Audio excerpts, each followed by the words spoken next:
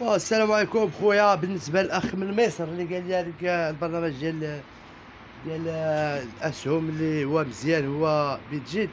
هذيك البرنامج أنا كنخدم به أنا بشحال هادي وخديت منه شحال من ديال الأوتيليتي وشحال ديال من الفوان والبيتكوان. ودابا الإخوان اللي باغي يتسجل من هذا الرابط هو راه ندخلو إن شاء الله تحت هاد الفيديو هذا.